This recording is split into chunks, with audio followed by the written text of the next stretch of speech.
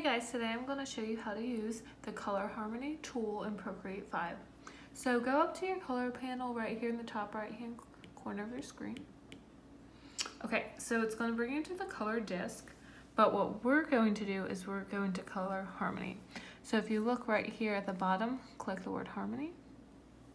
Okay, so right now I was on black, so that's not gonna work. So make sure you're selected onto a color that's not white or black. So I just selected pink.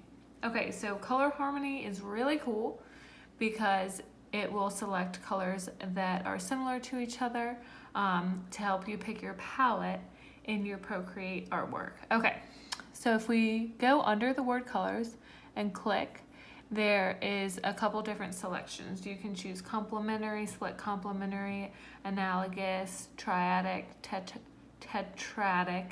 I can never get that one right. And right now we're on triadic, but we can choose tetradic if we want 4 opposite colors.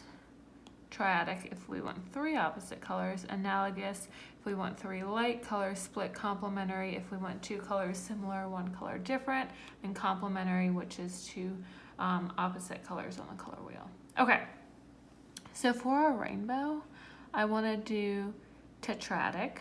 So I really like this color combination, so I'm going to work with this green, and I'm going to drag it onto the rainbow.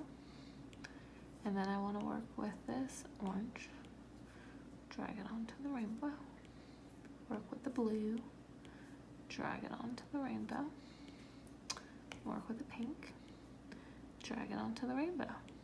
And if the colors that are defaulted right here, if you don't like them, you can just take your pencil, drag it around, and figure out kind of which combination you like the best, and wherever you land, you can use those colors.